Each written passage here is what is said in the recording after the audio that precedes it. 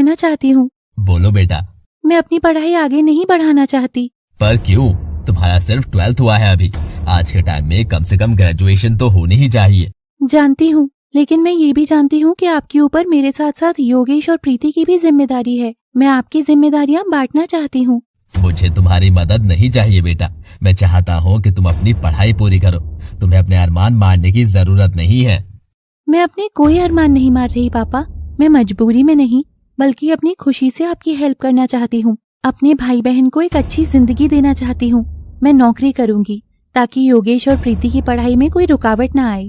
प्रीति तो आपकी तरह ही आर्मी में जाना चाहती है, पर योगेश तो BCA करना चाहता है ना, जिसमें अच्छा खासा खर्चा होगा। मैं नहीं चाहती कि पैसों की वजह से उसे कोई भी परेशानी हो। नौकरी के लिए भी ग्रेजुएशन जरूरी होती है बेटा। बिना उसके तुम्हें नौकरी कहाँ मिलेगी?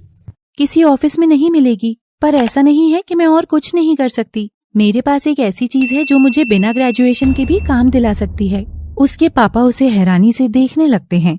मेरी आवाज। आवाज? हाँ पापा, मेरी आवाज।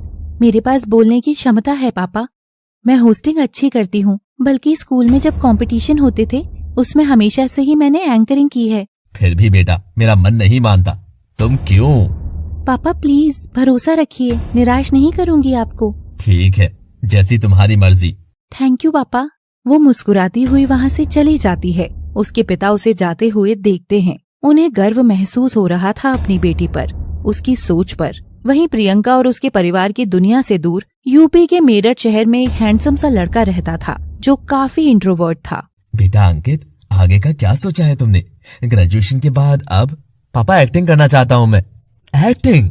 तभी वहाँ अंकित की माँ भी आ जाती हैं। हाँ डैड, मैं एक्टिंग करना चाहता हूँ। कॉलेज में जो भी इवेंट्स हुए हैं उसमें मुझे काफी अप्रिशिएशन मिला है। मुझे लगता है कि मैं कर सकता हूँ। कॉलेज के किसी इवेंट में तालियां मिल जाने का मतलब ये नहीं है कि हीरो बनने के ख्वाब देखने लगो। तुम्हारे जैसे न जाने कितने रोज मुंबई जाते हैं और लौट आते हैं, लेकिन बिना कोशिश किए सपने को खत्म कर देना भी तो ठीक नहीं है ना। एक बार ट्राई तो करने दीजिए। अच्छा, तो क्या सोचा है तुमने? पहले किसी एक्टिंग एकेडमी से एक्टिंग की ट्रेनिंग लूंगा, फिर ऑडिशन दूंगा। और ये एक्टिंग सीखने में जो पैसे लगेंगे वो कहाँ से आएंगे? जानते हो ना कितना पैसा लगता है इसमें। अंकित चुप हो जाता है। मेरे पास इतने पैसे नहीं है कि मैं तुम्हारी इस बेकार की जिद में बर्बाद कर पाऊं, इसलिए मुझसे उम्मीद मत रखना। मेरी मानो तो कोई अच्छी नौकरी ढूंढो और काम करना शुरू करो। घर के हालात तो जानते हो ना तुम। मेरा बिजनेस डूबने के बाद हम कैसी परिस्थितियों में रहे हैं। अंकित बिना कुछ कहे वहाँ से अपने कमरे में चला जाता है। वो बेड पर बैठा अपनी ही सोच में गुम था। क्या करूं? पापा ने जो कहा उनकी बात मान लूं या अपने दिल की सुनो? वो यूं ही अपनी सोच में गुम था। वो खिड़की से बाहर आसमान देखता है जिसमें तारे जगमगा रहे थे। कितने सुंदर लग रहे हैं इस तारे आसमान में। सपने भी तो ऐसे ही होते हैं ना, जिंदगी के आसमान में तारे बनकर जगमगाते हैं। अगर आंखों ने सपने ही नहीं देखे और मन में उन्हें पूरा करने का जुनून ही नहीं आया तो फिर क्या ही किया जिंदगी में। ये सोचते ही उसके चेहरे पर एक मुस्कान आ जाती है और आंखों में एक चमक। अगले दिन अंकित के मम्मी पापा ब्रेकफास्ट कर रहे थे। तभी अंकित वहाँ आता है। अरे अंकित, आ गए तुम, चलो नाश्ता कर लो। अंकित भी उनके साथ बैठ जाता है। मॉम, डैड, मुझे आप दोनों से कुछ बात करनी है। पहले नाश्ता कर लो, उसके बाद। जरूरी बात है मॉम। ऐसा क्या जरूरी है? डैड, मैंने डिसाइड किया है कि मैं एक्टिंग करूंगा। कल इतना समझाने के बाद भी तुम ये बेवकूफी की बातें कर रही हो। हमारे पूरे खानदान में कभी किसी ने एक्टिंग नहीं करी। तुम पर इसका भूत कहाँ से सवार हो गया? कान खोल कर सुन लो, मुझसे कोई उम्मीद मत रखना। मैं आपसे पैसे नहीं मांग रहा डैड। मैं जॉब करूंगा और खुद के पैरों पर खड़ा होऊंगा और अपना सपना पूरा करूंगा। मैं दिल्ली जाकर जॉब ढूंढूंगा, जैसी तुम्हारी मर्जी। वो ये कहकर वहाँ से चले जाते हैं। बेटा, ये तूने कैसी जिद पकड़ ली है? माँ, ये जिद नहीं है, मेरा सपना है। आप बस आशीर्वाद दीजिए और दुआ कीजिए कि मैं कामयाब हो जाऊं। उसकी माँ की आंखों में आंसू आ जाते हैं। वो प्यार से उसके गाल पर हाथ रखती है। भगवान तुम्हारी सारी इच्छाएं पूरी करे। दूसरी तरफ जयपुर में प्रियंका जॉब ढूंढने लगती है। धीरे धीरे उसे छोटे लेवल पर इवेंट्स होस्ट करने को मिलने लगे, जिससे वो अपनी फैमिली की हेल्प करने लगी थी और अपने छोटे भाई बहनों का खर्चा उठाने लगी थी। धीरे धीरे उसे शहर के बाहर बड़े इवेंट्स होस्ट करने का भी मौका मिलने लगा। यूं ही उसकी जिंदगी आगे बढ़ रही थी। वहीं दूसरी तरफ अंकित मेरठ से दिल्ली पहुंचता है। कुछ दिन जॉब ढूंढने के बाद उसे एक कॉल सेंटर में जॉब मिलती है। अंकित की पर्सनालिटी इंट्रोवर्ट थी, तो वो सबके साथ इतना घुल मिल नहीं पाता था। उसकी टीम में एक लड़की थी जिसका नाम शालिनी था। वो बस उससे बात करता था। अंकित, लंच करने चले कैंटीन? हाँ चलो। दोनों लंच करने चले जाते हैं। उन्हीं की टीम के दो लड़के रोहन और राहुल उन्हें देखकर आपस में बात करने लगते हैं। यार इन दोनों में कुछ तो चल रहा है। मुझे भी ऐसा ही लगता है, पर ये दोनों एक से हैं, कहेंगे नहीं कभी। कहलवाना पड़ेगा। हाँ। अंकित और शालिनी जैसे ही लंच करके लौट कर आते हैं तो दोनों उनके पास पहुंच जाते हैं। अरे राहुल, रोहित, क्या हुआ? कोई काम है? हाँ है तो। बोल। तुम शालिनी को लाइक करते हो क्या? तुम अंकित को लाइक करती हो? व्हाट? राहुल अंकित से कहता है। तू पूछ, हमें ऐसा लगता है। अंकित शालिनी की तरफ देखता है। Do you like me? No. अच्छा ओके। राहुल और रोहित उन दोनों की तरफ देखते हैं और मुंह बनाकर चले जाते हैं। अंकित और शालिनी भी अपने काम में लग जाते हैं। देखते ही देखते एक हफ्ता बीत जाता है। एक दिन शालिनी अंकित के पास आती है। अंकित, मुझे तुमसे कुछ बात करनी है। हाँ बोलो। वो उस दिन रोहन और राहुल ने ऐसे अचानक से पूछ लिया था, इसलिए मुझे कुछ समझ में नहीं आया तो मैंने ना कर दी। But I like you. Really? Okay, then let's give it a try. कल सैटरडे है, ऑफ होगा, कहीं बाहर चलें? हाँ चल तो सकते हैं, पर वो कल प्रगति मैदान में बुक फेयर लगी है तो मेरा वहाँ जाने का प्लान था। एक्चुअली पता नहीं था ना कि तुम ऐसा कुछ कह दोगी आज। कोई प्रॉब्लम नहीं है, हम बुक फेयर में ही चलेंगे। Are you sure? Yes. Done. ठीक है, तो फिर हम कल मिलते हैं। ऑफिस के पास ही मिल जाना, फिर चलेंगे। ओके। ये कहकर शालिनी वहाँ से चली जाती है। अंकित के चेहरे पर एक मुस्कान आ जाती है। अगले दिन दोनों बुक फेयर में जाते हैं। दोनों अपनी अपनी पसंद की कुछ किताबें खरीदते हैं। थोड़ी देर में अंकित शालिनी को उसके पीजी में ड्रॉप करके चला जाता है। वक्त यूं ही गुजरने लगता है। शुरुआत में तो उनका रिश्ता बहुत अच्छा था, पर वक्त जैसे जैसे बीतने लग गया, शालिनी की ओवर पजेसिवनेस और शक की आदत ने उनके रिश्ते में दरार डालनी शुरू कर दी। अंकित, तुम नेहा से कॉरिडोर में क्या बात कर रहे थे? कोई खास बात नहीं कर रहा था, हमारी टीम में है, कलीग है तो हाय हेलो तो करना पड़ेगा ना। अच्छा, तुम तो कहते थे कि तुम बहुत इंट्रोवर्ट हो, लोगों से घुल मिल नहीं पाते, तो फिर ये तुम कैसी बातें कर रही हो? क्या हो गया है तुम्हें? इंट्रोवर्ट हूँ पर रूड नहीं हूँ कि सामने से कोई विश करे तो इग्नोर करके चला जाऊं। तुम ऐसी तो नहीं थी, क्या होता जा रहा है तुम्हें? अच्छा सॉरी, वो मुझे तुमसे अटैचमेंट हो गया है, इस वजह से शायद। दोबारा ऐसा नहीं करूंगी, प्रॉमिस। अंकित हल्का सा मुस्कुरा देता है और वो दोनों एक दूसरे के गले लग जाते हैं। पर ये तो बस शुरुआत थी। कहते हैं इंसान कितनी भी कोशिश क्यों ना कर ले, पर वो अपने असली व्यक्तित्व को छुपा नहीं सकता। शालिनी ने कह तो दिया था, पर वो अपनी आदत सुधार नहीं पाई। आजकल कुछ यूं ही हो गया था कि वो एक मिनट के लिए भी अंकित को छोड़ती ही नहीं थी। एक खूबसूरत रिश्ता 2 साल के टॉक्सिक रिलेशनशिप में बदल चुका था। शालिनी, मुझे लगता है कि हमें इस रिश्ते को यहीं रोक देना चाहिए। मैं नहीं सरवाइव कर पा रहा हूँ। हम दोनों एक दूसरे से बहुत अलग हैं। घुट घुट के जीने से अच्छा है अलग हो जाएं। तुम तो हमेशा से यही चाहते थे, मंजो भर गया है तुम्हारा। ये सब क्या बोल रही हो तुम? सच बोल रही हूँ, बट यू नो व्हाट, तुम मेरे लायक ही नहीं थे, इसलिए तुम क्या मुझे छोड़ोगे? मैं खुद तुम्हें छोड़ती हूँ। अंकित हैरानी से उसकी तरफ देखता है और बिना कुछ कहे वहाँ से चला जाता है। शाम को वो अपने रूम पर पहुँचता है और कुछ सोचने लगता है। ये क्या कर रहा हूँ मैं? मेरे सपने ये तो नहीं थे। मुझे तो एक्टर बनना था। सेविंग्स के लिए मैंने ये जॉब ज्वाइन की थी, पर शायद जो कुछ हुआ मैं उसमें इतना उलझ गया कि कहीं ना कहीं अपने सपने को ही भूलने लगा। पर अब नहीं, मेरे पास अब इतनी सेविंग्स है कि मैं मुंबई जा सकता हूँ। हाँ, इट्स द राइट टाइम। अगले दिन अंकित ऑफिस जाकर रिजाइन दे देता है और लग जाता है अपने मुंबई के सफर की तैयारी में। दूसरी तरफ जयपुर में प्रियंका एंकरिंग के साथ साथ एक्टिंग के लिए भी ऑडिशन देने लगी थी। राजस्थान में ही एक जर्मन प्रिंसेस के रोल के लिए ऑडिशन हो रहे थे। प्रियंका उसी ऑडिशन की तैयारी में लगी हुई थी। तभी उसका भाई योगेश आता है। क्या कर रही हो दी? ऑडिशन की तैयारी, जर्मन प्रिंसेस का ऑडिशन है। दी, प्रिंसेस का ऑडिशन है, उन्हें एक सुंदर और गोरी चिट्टी लड़की चाहिए होगी। आपका कुछ ना होने वाला यहाँ। चुप कर तू, just wait and watch. Okay, all the best. ये कहकर वो वहाँ से चला जाता है। 4-5 राउंड के सिलेक्शन प्रोसीजर के बाद फाइनली प्रियंका को वो रोल मिल जाता है। उसके घर में भी सब बहुत खुश थे। मम्मी पापा, मैंने कुछ सोचा है। बोलो बेटा। मैं मुंबई जाना चाहती हूँ और एक्टिंग में ट्राई करना चाहती हूँ, पर मुंबई में रहना इतना आसान नहीं है और जरूरी तो नहीं कि तुझे वहाँ काम मिल ही जाए। बिना कोशिश के ही हार मानना भी तो ठीक नहीं है। ट्राई करना तो बनता है ना। मैंने अपनी कुछ सेविंग्स की हैं, तो पैसे का भी इशू नहीं है। मेरी इच्छा नहीं है कि तुम एक्टिंग में जाओ। हमारे घर में कोई इस तरफ नहीं गया, पर अगर तुम्हारा मन इसी तरफ जाने का है तो मैं तुम्हें रोकूंगा नहीं। मुझे पता है तुम बहुत समझदार हो और हमेशा सही फैसला ही लोगी। थैंक यू पापा। तो दोनों ही निकल पड़े हैं अपनी अपनी बीती जिंदगियों से दूर एक नई मंजिल की तलाश में। क्या ये लोग कामयाब होंगे? पता नहीं, ये तो वक्त ही बताएगा क्या होगा जब ये मुंबई पहुंचेंगे। इनके सपने पूरे होंगे या नहीं। मुंबई। अंकित और प्रियंका दोनों ही मुंबई में पीजी में रहने लगे थे। पैसे बचाने के लिए दोनों ने बहुत सस्ते कमरे लिए थे। दोनों लोग अपनी अपनी जिंदगी संवारने में लगे हुए थे। जितने भी ऑडिशन होते थे दोनों हर जगह ऑडिशन देते थे। रिजेक्शंस का सिलसिला चलता जा रहा था, पर शायद यही जिंदगी है। अंकित को किसी सीरियल में तो रोल नहीं मिल रहा था, पर हाँ टीवी एड वगैरह मिल रहे थे। एक दिन अंकित अपने दोस्त परम से मिलता है। शायद एक्टिंग मेरे लिए बनी ही नहीं है। मैं 2 दिन बाद मेरठ वापस जा रहा हूँ। सुन, चले जाना, पर एक ऑडिशन है कल। डॉक्टर का रोल है। नया चैनल शुरू हुआ है, क्या पता कुछ हो जाए। अगर कुछ होना होता तो अब तक हो जाता, पर अगर तू कह रहा है तो ये भी दे दूंगा। उस वक्त टीवी पर एक नया चैनल आया था, कलर्स, जिस पर एक सीरियल शुरू हुआ था, बालिका वधू। उसमें एक रोल था। अंकित वहां जाकर ऑडिशन देता है। अगले दिन जब वो मेरठ के लिए निकल रहा था तब उसके पास कॉल आता है कि वो सिलेक्ट हो गया है। देखा, इतनी भी जल्दी हिम्मत नहीं आनी चाहिए। अगर आज तू चला जाता तो शायद ये रोल तेरे हाथ से निकल जाता, समझा? शायद सही कह रहा था तू। बाय द वे, कांग्रेचुलेशंस, मैं बहुत खुश हूँ तेरे लिए। थैंक्स। अगले दिन से अंकित शूट पर जाने लगता है, पर पहली बार इस तरह कैमरे के सामने आने की वजह से उसकी एक्टिंग में वो दम नहीं आ पा रही थी। दूसरी तरफ प्रियंका का भी कुछ ऐसा ही हाल था। उसे भी एक सीरियल में साइड एक्टर का रोल मिल गया था। दोनों ही अपनी अपनी जिंदगी के संघर्ष अलग अलग कर रहे थे। अंकित, तुम्हारी performance up to the mark नहीं है।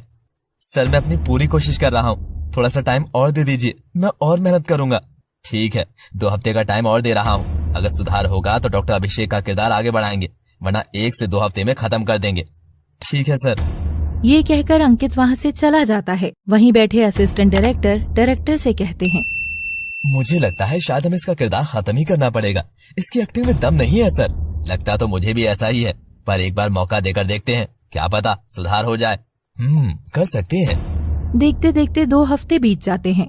डायरेक्टर अंकित को अपने केबिन में बुलाते हैं। आपने बुलाया सर? हाँ अंकित, मुझे तुमसे कुछ बात करनी थी। जी अंकित, मैनेजमेंट ने ये डिसाइड किया है कि हम तुम्हारा किरदार सीरियल से खत्म कर रहे हैं। क्यों सर, क्या कोई फर्क नहीं लगा आपको मेरी एक्टिंग में? बात यहाँ मेरी पसंद नापसंद की नहीं है। मैं अकेले कोई फैसला नहीं ले सकता। देखो, कंपनी जब भी कोई प्रोजेक्ट शुरू करती है तो उसमें बहुत सारे लोग इन्वॉल्व होते हैं। कोई भी अपना पैसा एक ऐसे किरदार पर नहीं लगाना चाहेगा जिसके होने या ना होने से सीरियल पर कोई फर्क ही ना पड़े। I am sorry. Okay sir. पर कहते हैं ना, रिजेक्शन या तो आपको तोड़ देता है या और मजबूत बना देता है। अंकित जब उस सेट से निकल रहा था तब एक बार जहाँ शूटिंग चल रही थी उस ओर देखता है और खुद से कहता है, आज जिस सेट से ऐसे वापस भेजा जा रहा हूँ, एक दिन मैं उसी दुनिया में अपना नाम बनाऊंगा। ये वादा है मेरा, खुद से और इस जगह से भी। वो ये सोचकर वहाँ से चला जाता है। एक बार फिर से ऑडिशन देना और सिलेक्शन रिजेक्शन का सिलसिला शुरू हो जाता है। उसे एक मूवी में छोटा सा रोल मिल गया था, पर असली पहचान चैनल वी पर आए यूथ बेस्ड शो साडा हक के पार्थ के किरदार से मिली। दूसरी तरफ प्रियंका भी ऐसे ही छोटे छोटे रोल्स कर रही थी, कभी टीवी पर तो कभी वेब सीरीज में, लेकिन कुछ खास नहीं हो पा रहा था। अंकित के करियर में कुछ सुधार तो आया था, तभी उसकी जिंदगी में एक लड़की आती है जिसका नाम था शनाया। शायद पहली बार उसे किसी से सच में प्यार हो गया था। मैं तुमसे बहुत प्यार करता हूँ शनाया। मैं भी, पर मेरी तुमसे एक शिकायत है। क्या? तुम्हें प्यार जताना नहीं आता। ऐसा नहीं है, मुझे चीजी लाइन्स बोलनी नहीं आती हैं। I mean, प्यार कोई बोलकर जताने की चीज थोड़ी होती है, वो तो फील किया जाता है। फिर भी चलो अच्छा, ट्राई करूंगा। अभी खुश? शनाया हल्का सा मुस्कुरा देती है। ऐसे ही उन दोनों की जिंदगी चल रही थी। 2 साल चलने के बाद अंकित का शो खत्म हो गया था। अब उसके पास कुछ खास नए ऑफर्स नहीं आ रहे थे। अंकित, कहीं बात बनी? नहीं, पर मैं पूरी कोशिश कर रहा हूँ। जल्दी ही कुछ ना कुछ हो जाएगा, तुम टेंशन मत लो। शनाया कुछ जवाब नहीं देती, पर शायद टीवी इंडस्ट्री की ये कड़वी सच्चाई है कि जरूरी नहीं कि अगर आपका एक शो हिट हो गया है तो आपको आगे भी काम मिलता रहेगा, पर अगर टैलेंट और पेशेंस होगा तो कामयाबी जरूर मिलेगी। अंकित का भी कुछ ऐसा ही वक्त चल रहा था। शनाया ने कुछ दिन तो उसका साथ दिया, पर धीरे धीरे वो उससे कटी कटी सी रहने लगी। क्या बात है शनाया, आजकल तुम फोन नहीं करती और मिलने भी बहुत कम आती हो। ऐसी बात नहीं है, थोड़ा बिजी चल रही थी। मुझे तुमसे कुछ बात करनी है। हाँ बोलो। मुझे लगता है हमें हमारे रिश्ते को यहीं रोक देना चाहिए। ये सुनकर अंकित को एक झटका सा लगता है। उसकी आंखों में हल्के से आंसू आ जाते हैं। देखो, मुझे गलत मत समझना, लेकिन मुझे भी तो एक सिक्योर फ्यूचर चाहिए। तुम्हारा करियर का कुछ समझ नहीं आ रहा अभी। सिर्फ उम्मीद के भरोसे जिंदगी तो नहीं चलाई जा सकती। अंकित बस उसे देखे जा रहा था और उसकी बातें कहीं ना कहीं उसका दिल चीर रही थी। ऐसा लग रहा था जैसे उसके अंदर कुछ टूट रहा था। वो खुद को संभालते हुए बोलता है, मैं समझ सकता हूँ। मेरी नाकामयाबियों की सजा तुम क्यों भुगतो? मैं तुम्हें हमेशा खुश देखना चाहता हूँ। शनाया की आंखों में हल्के से आंसू आ जाते हैं। आई एम सॉरी, पर मैं मजबूर हूँ। मैं समझ सकता हूँ। थोड़ी देर बाद शनाया वहाँ से चली जाती है। उसके जाते ही जो अंकित ने अपने मन में इमोशंस दबा रखे थे, वो आंखों से आंसू बनकर बहने लगते हैं। अंकित ने उसे सच्चे दिल से प्यार किया था। वक्त गुजरने लगा और अंकित कहीं ना कहीं डिप्रेशन में जाने लगा। एक तो काम न मिल पाना और ऊपर से दिल टूटने का गम उस पर हावी होता जा रहा था। 6 महीने बीत गए थे। प्रियंका का भी कई बार इमोशनल ब्रेकडाउन हो चुका था। वो जयपुर वापस आ गई थी। क्या हुआ प्रियंका, आगे क्या सोचा है तुमने?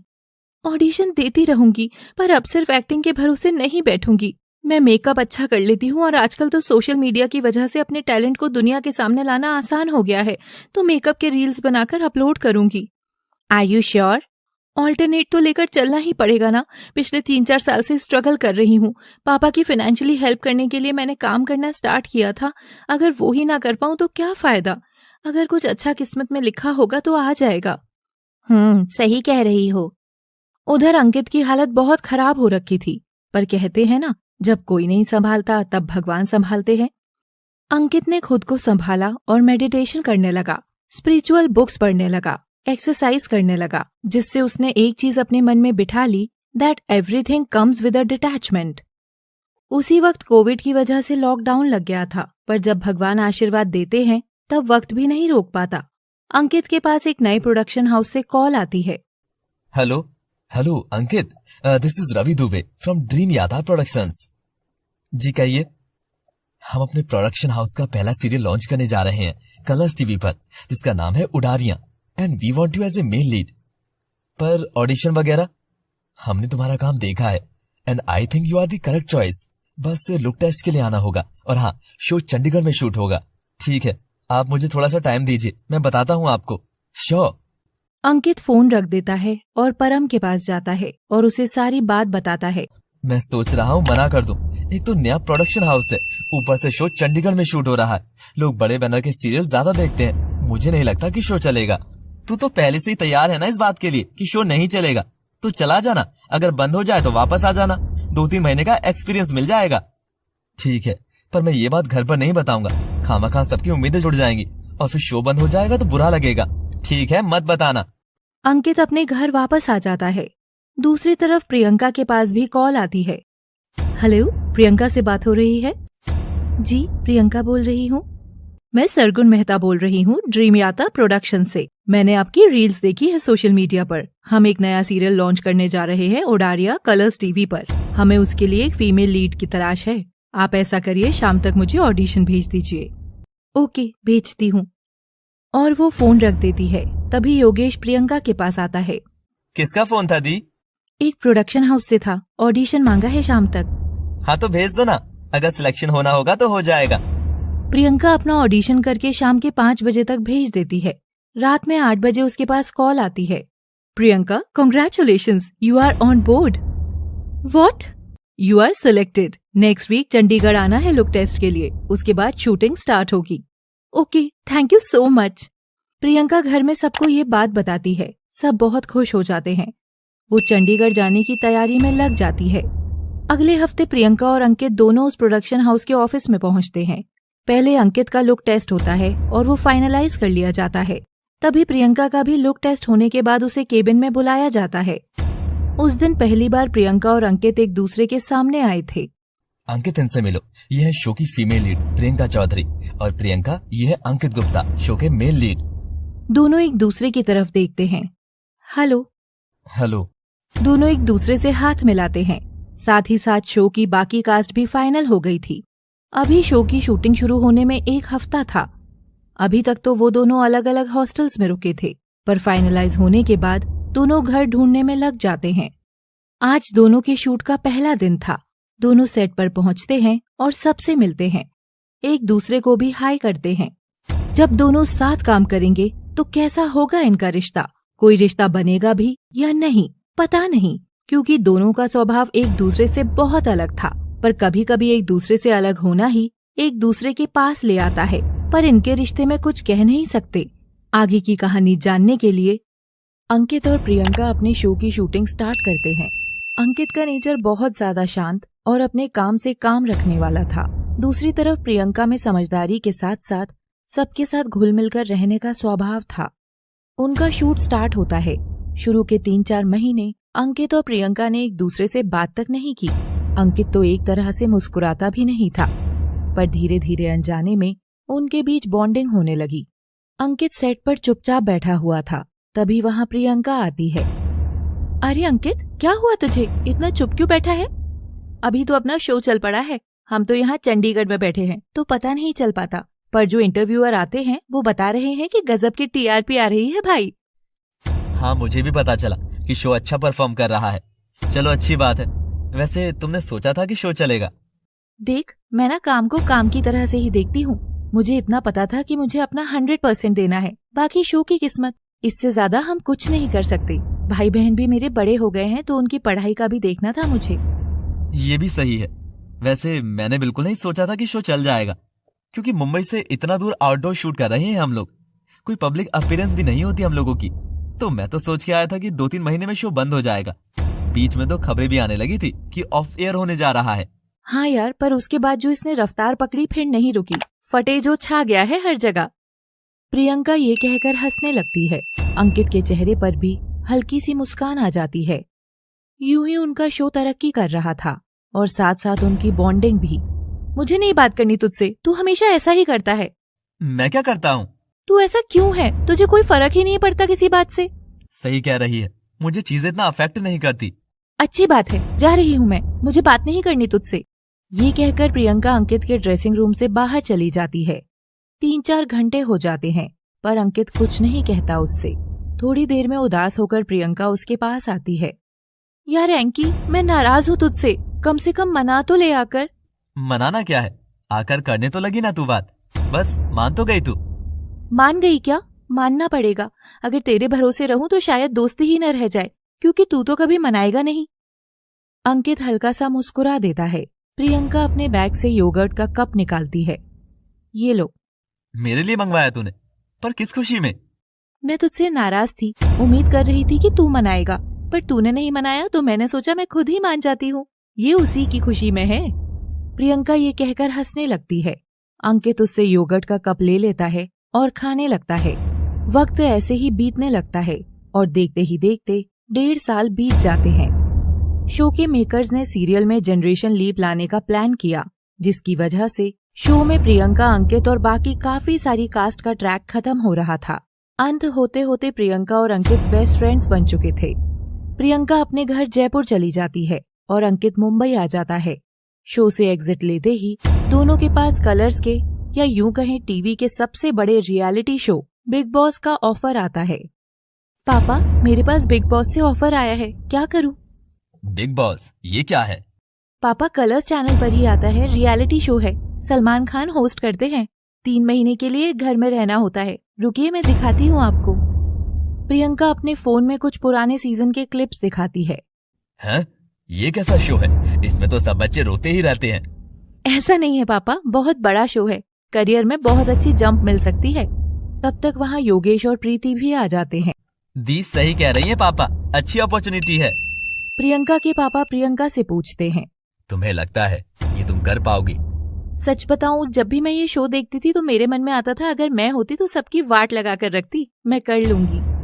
अगर तुम्हें लगता है कि ये करना तुम्हारे और तुम्हारे करियर के लिए अच्छा है और तुम कर भी सकती हो, तो मुझे कोई परेशानी नहीं है। थैंक यू पापा। वो उनके गले लग जाती है। प्रियंका योगेश और प्रीति से कहती है, पर अगर मैंने हाँ कर दी तो हमारा जो घूमने का प्लान था वो कैंसिल करना पड़ेगा। अरे कोई नहीं दी, जब आप ट्रॉफी जीत कर आओगी ना तब घूम लेंगे। हाँ, अब बस तुम जल्दी से पैकिंग में लग जाओ। वैसे भी बिल्कुल टाइम नहीं है, चलो हम भी हेल्प करा देते हैं। हाँ। प्रियंका योगेश और प्रीति के साथ अपने कमरे में चली जाती है। दूसरी तरफ अंकित मुंबई में परम से मिलता है। तुझे पता है मुझे बिग बॉस ऑफर हुआ है। क्या? तुझे बिग बॉस ऑफर हुआ है? वो ये कहकर हंसने लगता है।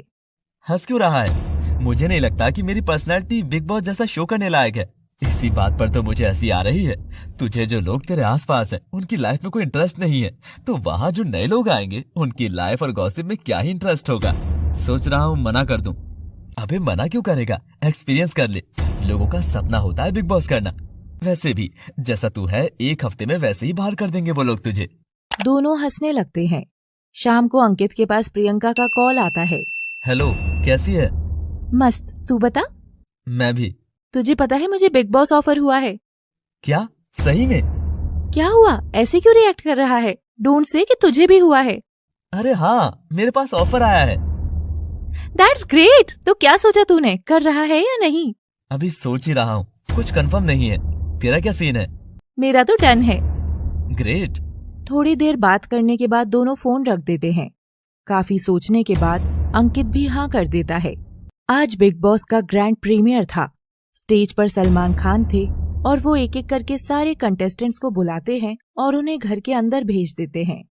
तो अब हम स्टेज पर उन 2 लोगों को बुलाएंगे जिन्हें आप लोग आज तक उनके किरदारों यानी कि फतेह और तेजो के नाम से जानते हैं। वो आप सबके बीच अपनी असली पहचान को सामने लाने के लिए आ रहे हैं। तो स्वागत करते हैं प्रियंका और अंकित का। हर तरफ से तालियों की गड़गड़ाहट सुनाई देने लगती है। प्रियंका और अंकित स्टेज पर आते हैं। स्वागत है आप दोनों का बिग बॉस में। Thank you sir. वैसे एक उड़ती उड़ती खबर सुनी है मैंने।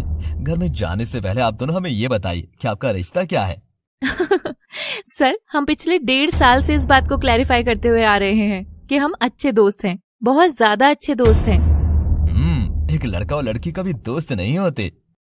ये सुनते ही वहाँ बैठी पब्लिक हंसने लगती है। इससे मिलने से पहले मुझे भी ऐसा ही लगता था, पर इससे मिलने के बाद मेरी सोच बदल गई। एक लड़का और लड़की सिर्फ दोस्त हो सकते हैं। चलिए, अब ये तो वक्त ही बताएगा। वैसे अंकित, आप दोनों यहाँ बिग बॉस में कैसे आ गए? आपका शो खत्म हो गया क्या? नहीं सर, शो तो चल रहा है, पर हमें मार दिया। चलिए, आप दोनों से मिलकर बहुत खुशी हुई। अब वक्त है आप दोनों के घर के अंदर जाने का। जी। दोनों स्टेज से चले जाते हैं। उस दिन से शो स्टार्ट होता है। अलग अलग कंटेस्टेंट्स थे और उनके अपने अपने पर्सनालिटी ट्रेट्स थे। अंकित ज्यादा इंटरेस्ट नहीं ले रहा था। इस वजह से प्रियंका उसके लिए हर बार स्टैंड लेती थी, जिस वजह से सब उसे डोमिनेटिंग कहने लगे थे। सलमान खान ने भी अंकित और प्रियंका को कई बार समझाया। अंकित, आप इस शो में क्यों हैं? अपने बगल में देखिए प्रियंका को। वो एक नहीं बल्कि 2 लोगों का गेम खेल रही है। हर बार वो आपका स्टैंड लेती है। ऐसा इंसान हर किसी को नहीं मिलता। Sir, I do agree. मैं जानता हूँ कि वो मेरे लिए बहुत करती है। एग्री करने से क्या होगा? जब वो आपके लिए स्टैंड लेती है सबके अगेंस्ट जाकर, तो क्या आपको उसके लिए खड़ा नहीं होना चाहिए? वो अकेले अपने लिए लड़ सकती है, पर फिर भी हर इंसान चाहता है कि उसका दोस्त कम से कम उसके साथ तो खड़ा रहे। जी सर, आपका तो गेम में इंटरेस्ट नहीं है, पर वो तो 100% दे रही है ना।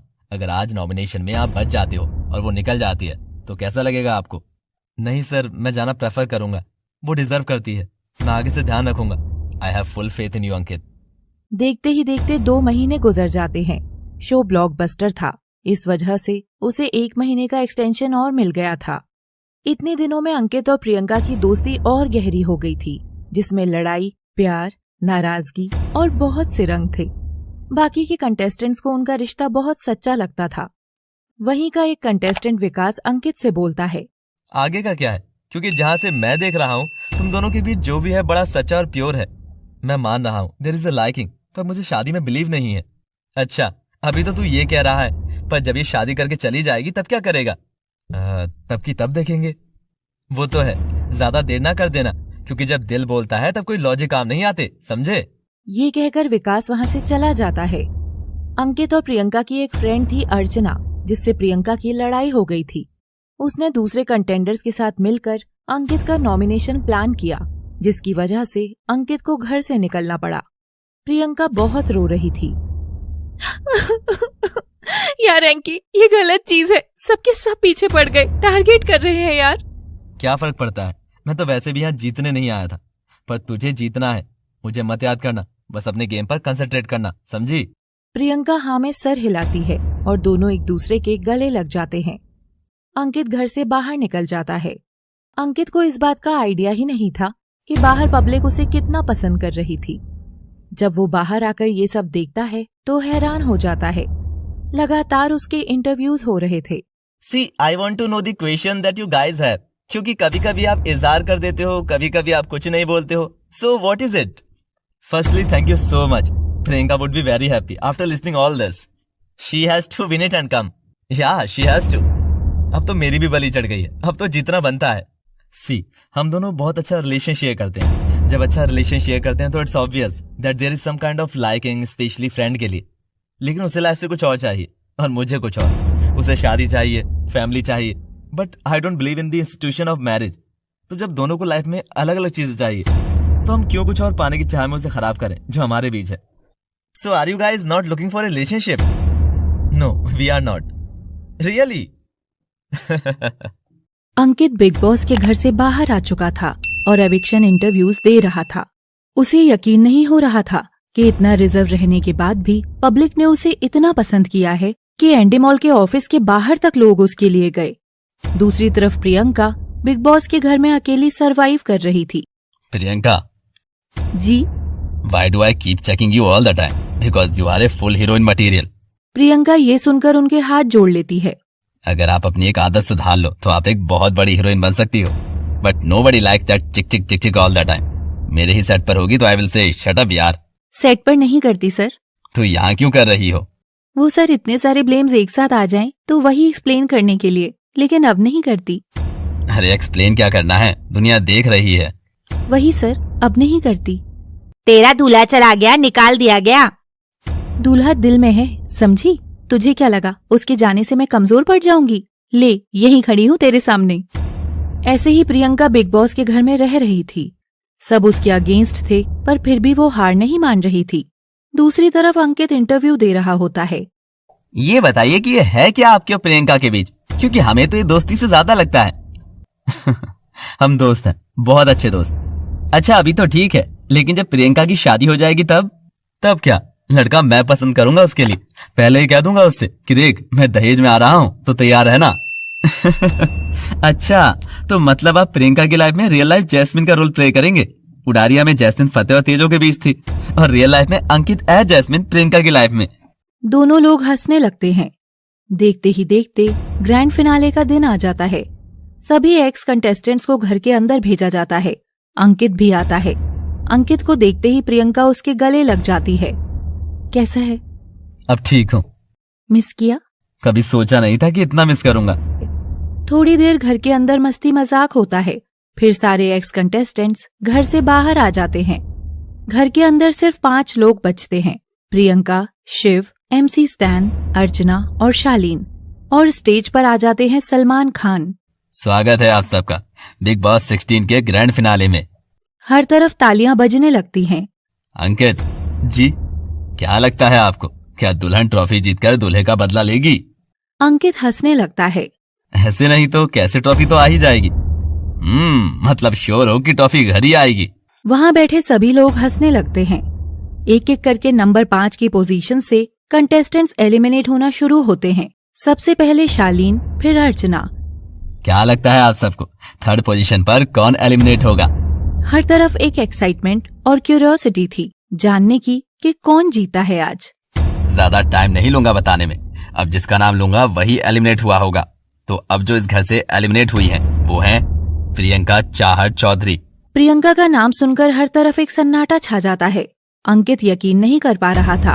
प्रियंका मुस्कुराते हुए हाथ जोड़ती है और घर से बाहर आने के लिए जाती है. आप सबने एक चीज नोटिस की?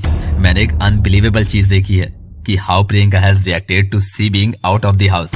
जब सबको लग रहा था कि Priyanka is going to win this Bigg boss season 16, मेरी फैमिली को, फ्रेंड्स को, सबको इतनी मेहनत करने के बाद, हर एक से लड़ने के बाद, अकेली खड़ी रहने के बाद, साथ छूटने के बाद, standing up against 15-16 people at A time, ये लड़की मुस्कुराते हुए घर से निकली है.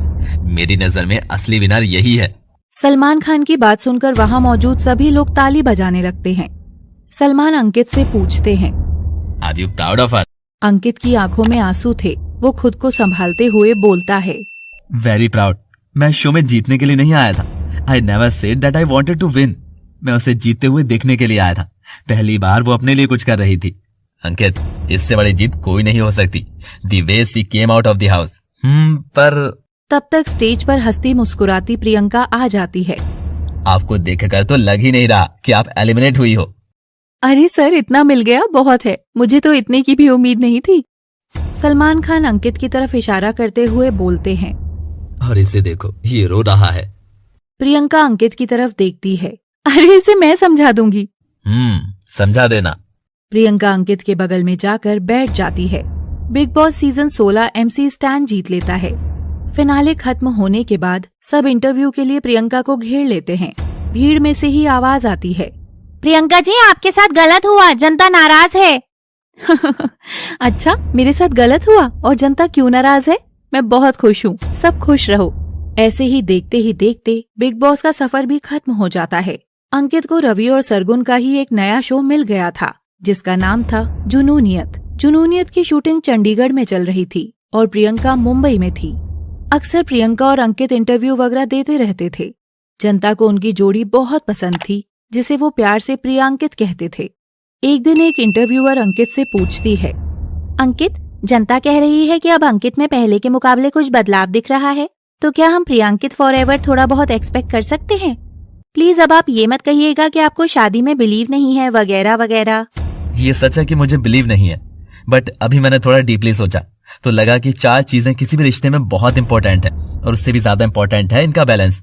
वो है love, care, trust and understanding. अगर इन चारों का आपको परफेक्ट बैलेंस मिल जाए तो आप शादी कर सकते हो। ओके। प्रियंका और अंकित का एक म्यूजिक वीडियो आने वाला था, जिसका शूट चंडीगढ़ में होना था, तो प्रियंका चंडीगढ़ जाती है। हो देख कर हमें दुनिया कितनी हैरान है, मजाक नहीं ये बंधन, ये खुदा का एहसान है। हो भरी मोहब्बत देखो देखो हर बात में, हो भरी मोहब्बत देखो देखो हर बात में। कुछ इतने हंसी हैं हम हसीन साथ में, कुछ इतने हंसी हैं हम हसीन साथ में। दोनों का गाना रिलीज होता है, जो कि पब्लिक को बहुत पसंद आता है। वक्त यूं ही गुजरने लगता है।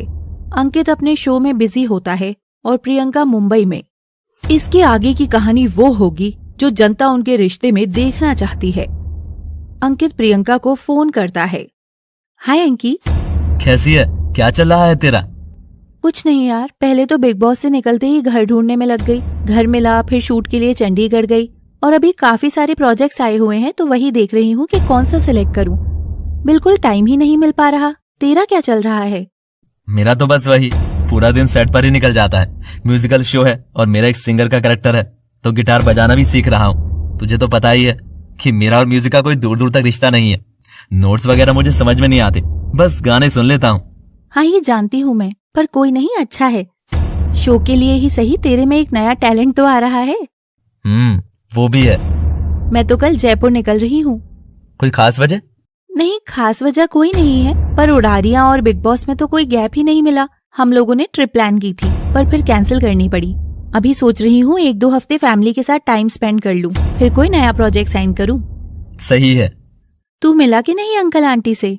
कहाँ जा पाया यार, तुझे तो पता ही है कि डेली सोप में छुट्टी मिलना कितना मुश्किल है। लोग ट्विटर पर ट्रेंड कर दें कि अंकित को छुट्टी दो, तो कुछ बात बन सकती है। दोनों हंसने लगते हैं और थोड़ी देर बाद फोन रख देते हैं। प्रियंका अपने घर जयपुर पहुंचती है और सबसे मिलती है। हमें तुझ पर गर्व है बेटा। प्रियंका उनके गले लग जाती है। दी, अभी ट्रिप का बताओ। हाँ, मैं 2 हफ्ते के लिए आई हूँ, जहाँ बताओ वहाँ चले। मालदीव्स चले? हाँ, मजा आएगा। ठीक है, मैं टिकट्स का देखती हूँ। वीजा की टेंशन नहीं, क्योंकि ऑन अराइवल वीजा। उनकी टिकट्स बुक हो जाती हैं और वो तीनों मालदीव्स घूमने चले जाते हैं। 1 हफ्ते बाद वो लोग वापस आते हैं, क्योंकि 2 दिन बाद प्रियंका को मुंबई निकलना था। वो अपनी पैकिंग कर रही होती है कि तभी उसके मम्मी पापा उसके कमरे में आते हैं। अरे मम्मी पापा, क्या बात है? कोई काम था क्या? नहीं, काम तो नहीं था, बस कुछ बात करना चाह रहे थे हम दोनों। कहिए ना। ये तुम्हारे और अंकित के बीच क्या है? मेरा मतलब है, रिश्ता क्या है तुम लोगों का? हम बहुत अच्छे दोस्त हैं पापा। सिर्फ दोस्त हो, पर हमें तो दोस्ती से ज्यादा लगता है। हमारी दोस्ती इतनी अच्छी हो चुकी है कि वो लड़का है और मैं ये लड़की, ये बात ही हट गई है हमारे बीच से। और वैसे भी अंकित को शादी में भरोसा नहीं है, तो और कुछ होने का तो सवाल ही नहीं उठता। उसे नहीं है, पर तुझे तो है। तुझे अंकित कैसा लगता है? ये कैसी बातें कर रहे हैं आप लोग? जो चीज हो ही नहीं सकती उसके बारे में बात ही क्यों करनी है? तुमने कहा कि अंकित को शादी में भरोसा नहीं है, पर किसी दिन उसके ख्यालात बदल गए, तब तुम्हारा फैसला क्या होगा? आप लोग कितना दूर का सोचने लग गए हैं मम्मी पापा। मैंने नहीं सोचा इतना आगे का। पहली बात तो ऐसा कुछ होने वाला नहीं है, और अगर हो गया तो तब की तब देखेंगे। अभी से कैसे बता दूं? बेटा बात सही है तुम्हारी, हम बस तुम्हें बताने आए थे कि हमें अंकित पसंद है। अगर ऐसा कुछ होता है तुम दोनों के बीच तो हमें कोई परेशानी नहीं है। ये कहकर वो दोनों वहां से चले जाते हैं। प्रियंका उन्हें जाते हुए देखती है। ये मम्मी पापा भी ना। 2 दिन बाद वो मुंबई वापस आ जाती है। आज एक अवार्ड फंक्शन था। प्रियंका व्हाइट कलर की साड़ी में तैयार होती है। उसे style icon of the year का अवार्ड मिलता है। जब से वो बिग बॉस से बाहर आई थी, तब से बिजी ही चल रही थी। दूसरी तरफ अंकित का भी कुछ ऐसा ही हाल था, पर फिर भी कुछ अलग सा था जिसे वो समझ नहीं पा रहा था। अंकित अपने बेड पर लेटा हुआ था। प्रियंका क्या कर रही होगी इस वक्त? ऑब्वियसली सो रही होगी, पर मैं उसके बारे में क्यों सोच रहा हूँ? शायद इतना वक्त हमने साथ में बिताया है, इसीलिए। पहले उड़ारियां, फिर बिग बॉस, इसलिए शायद आदत सी पड़ गई है। वो दिखती नहीं आसपास तो मिस कर रहा हूँ। मैं भी ये क्या सोच रहा हूँ? सो जाता हूँ, कल शूट पर भी जाना है। ये सोचकर वो सो जाता है। पर क्या बात सिर्फ इतनी सी ही थी? ये आदत थी या ऐसी आदत थी जिसे वो शायद खुद ही छुड़ाना नहीं चाहता था? ना हमें पता है, ना अंकित को और ना प्रियंका को। क्या होगा इनका आने वाला कल? अंकित शूट कर रहा होता है, पर मन नहीं लग रहा था, तो सीन उतना अच्छा नहीं हो पा रहा था। क्या बात है अंकित, परेशान लग रहे हो? नहीं सर, ऐसा कुछ नहीं है, बस थोड़ी थकावट लग रही है। कोई बात नहीं, take a break of 15 minutes, हम रीटेक ले लेंगे। अंकित हाँ में सिर हिलाता है और अपने ड्रेसिंग रूम में चला जाता है। ये क्या हो रहा है? मुझे खुद नहीं पता कि मेरा मूड क्यों खराब है। वो अपना फोन उठाता है और स्क्रॉल करने लगता है। अचानक से उसकी और प्रियंका की फोटो आ जाती है। उसे देखते ही उसके चेहरे पर स्माइल आ जाती है। फोन करूं क्या? नहीं, पता नहीं कहाँ बिजी होगी, बेकार में डिस्टर्ब हो जाएगी। वो ये सब सोच ही रहा होता है कि तभी उसके फोन पर प्रियंका की कॉल आ जाती है। हेलो। हाय, क्या कर रहा था? कुछ नहीं, शूट पर था। तू बता। मैं तो यहाँ इंटरव्यू दे रही हूँ। टास्क दिया था कि अपने किसी फ्रेंड को कॉल करो यहीं से। और तू क्या गप्पे लड़ा रहा है? जा काम कर जाके। वो हंसते हुए फोन काट देती है। यूं तो बात बस 2 मिनट की हुई, पर अंकित का दिन बन गया था। वो खुशी खुशी ड्रेसिंग रूम से बाहर आता है और अपना सीन परफॉर्म करने लगता है। वो बहुत अच्छा सीन देता है। डायरेक्टर उसके पास आते हैं। क्या बात है अंकित, ऐसे तो इस बात में कोई शक नहीं है कि तुम एक बहुत अच्छे एक्टर हो, पर अभी कुछ देर पहले तक तो तुम्हारा मूड ऑफ था। अचानक ऐसा क्या हुआ कि तुम एकदम फॉर्म में आ गए? अंकित बस मुस्कुरा देता है। मैं उस इंसान को दिल से थैंक यू बोलता हूँ जिसकी वजह से ये हुआ, वरना मुझे तो लग रहा था कि आज के सीन अच्छे शूट नहीं हो पाएंगे। ये कहकर वो वहाँ से चले जाते हैं। अंकित भी सेट पर पूरा दिन खुश खुश रहता है। दूसरी तरफ प्रियंका को बहुत से ऑफर्स आ रहे थे।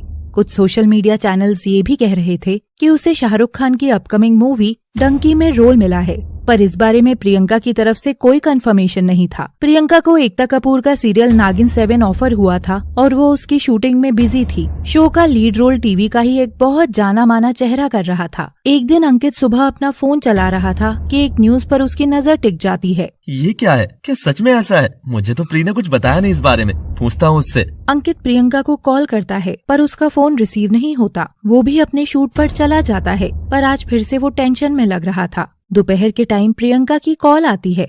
हेलो। हाँ अंकित, कॉल किया था तूने सुबह? सॉरी, वो कल लेट नाइट शूट चल रहा था तो आज सुबह में रिलैक्सेशन मिल गया था। फिर सो रही थी मैं, इसलिए कॉल का पता नहीं चल पाया। अंकित खुद को खुश दिखाने की कोशिश करते हुए बोलता है। कोई नहीं, वो मैंने आज सुबह फोन पर तेरी न्यूज पढ़ी। न्यूज? कैसी न्यूज? मैं क्या ही बताऊं तुझे, इतनी थकान हो रखी है कि अभी तक मैंने अपना फोन नहीं चलाया। तू ही बता देना क्या है। खबरें आ रही हैं कि तू अपने नागिन के को स्टार को डेट कर रही है। क्या? मुबारक हो, पर नाराज हूँ मैं तुझसे, तूने मुझे बताया तक नहीं। पागल है क्या? मतलब कुछ भी। प्रियंका को याद आता है और वो अपना सिर पकड़ लेती है। अरे यार, कल मुझे कैब नहीं मिल रही थी रात में, तो उसने मुझे घर छोड़ दिया था। शायद तभी किसी पैपराजी ने स्पॉट कर लिया होगा। हद है यार। अंकित सुकून की सांस लेता है। ओह अच्छा। और तू ऐसी बातें बोल रहा है मुझे? तू खुद इस इंडस्ट्री का है, जानता नहीं है क्या यहाँ तिल का ताड़ बनने में सिर्फ 2 मिनट लगते हैं। जब हम साथ में शूट कर रहे थे तब का भूल गया तू? और बिग बॉस की बात तो क्या ही कहने। वो अलग बात है, तब मेरे साथ तेरा नाम जुड़ता है, फर्क है। अच्छा, क्या फर्क है? कुछ नहीं, तेरे सेट पर कोई काम नहीं है क्या? कितनी बातें कर रही है। अच्छा, पहले फोन किसने किया था? ठीक है, मैंने किया था, पर अब क्या तू फोन रखेगी ही नहीं? Bye bye. दोनों फोन रख देते हैं। Thank God. लेकिन मैं ऐसे रिएक्ट क्यों कर रहा हूँ पता नहीं। खैर, शूट पर ध्यान देना चाहिए मुझे। वो अपने काम पर लग जाता है। देखते ही देखते 2 साल बीत जाते हैं। दोनों ने ही अपने करियर में बहुत तरक्की हासिल कर ली थी। प्रियंका को मूवीज में भी काम मिलने लगा था। वो कुछ दिनों के लिए अपने घर जाती है। मम्मी, पापा, प्रीति देखो, दी आई है। योगेश की आवाज सुनकर सब लोग आ जाते हैं।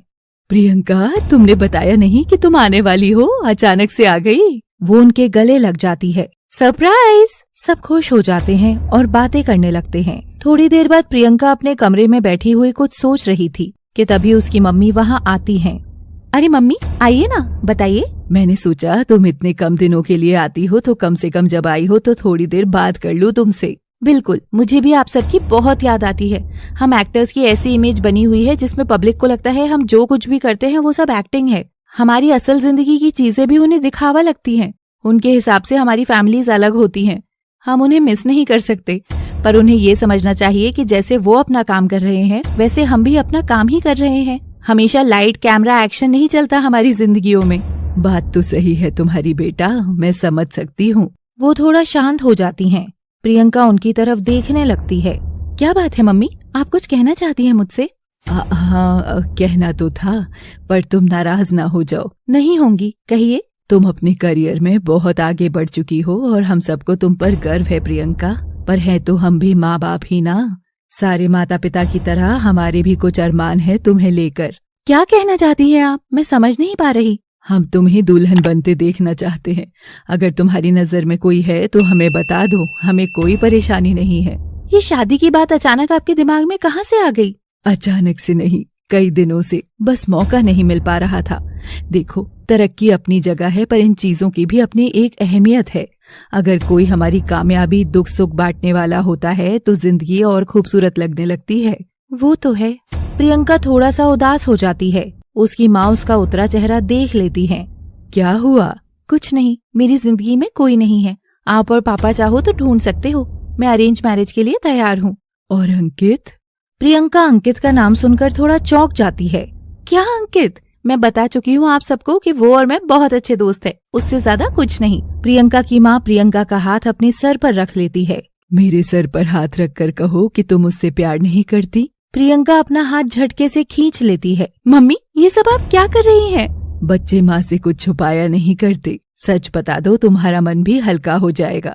प्रियंका उनकी तरफ देखती है। उसकी आंखों में हल्के से आंसू थे। हाँ, करती हूँ मैं उससे प्यार। आज से नहीं, जब से हमारा शो आया था तब से करती हूँ। पर वो मुझे सिर्फ अपना दोस्त मानता है, उससे ज्यादा कुछ नहीं। वो तो शादी और प्यार में विश्वास ही नहीं रखता। मैं जानती हूँ हमारे रिश्ते का कोई भविष्य नहीं है, इसलिए मैंने अपने मन की भावनाओं को दबा दिया है और दोस्ती के रिश्ते को अपना लिया है। सोच बदलते देर नहीं लगती बेटा। पर अंकित कभी नहीं बदलेगा। बदलेगा। जब प्यार सर चढ़कर बोलता है ना, तब सारी सोच धरी की धरी रह जाती है। बस उसे एहसास दिलाना पड़ेगा। मतलब? आज तक उसे कभी ये नहीं लगा कि तुम उससे दूर हो या दूर जा सकती हो, क्योंकि तुम हमेशा उसके लिए रही। अब जरा उससे दूर होकर देखो। मैं कुछ समझी नहीं। उसे ये एहसास कराओ कि तुम उससे दूर जा रही हो, तब देखते हैं कि क्या होता है। मेरा मन कहता है कि वो समझेगा। ऐसा कुछ नहीं होगा मम्मी। भले ही तुमने बहुत नाम कमा लिया है, पर तजुर्बा आज भी मुझे तुमसे ज्यादा है। मेरा मन कहता है वो मानेगा। बस जो मैं कहती हूँ वो करो। प्रियंका की माँ उससे कुछ कहती हैं। पहले प्रियंका नहीं मानती, पर उनके समझाने पर मान जाती है। अगले दिन प्रियंका अंकित को फोन करती। हेलो। हेलो, कैसा है? बढ़िया, तू बता। तुझे गुड न्यूज देनी थी। Good news? कैसी गुड न्यूज? मैं शादी कर रही हूँ। अंकित को झटका सा लगता है। शादी? ऐसे अचानक से? और तेरी जिंदगी में कोई है, तूने बताया भी नहीं मुझे। मेरी जिंदगी में कोई नहीं है, अरेंज मैरिज कर रही हूँ। मम्मी पापा ने ढूंढा है लड़का। उनके बहुत अरमान थे, मुझे भी करनी तो थी ही एक न एक दिन शादी। अभी करियर भी स्टेबल है तो सोचा कर ही लूं।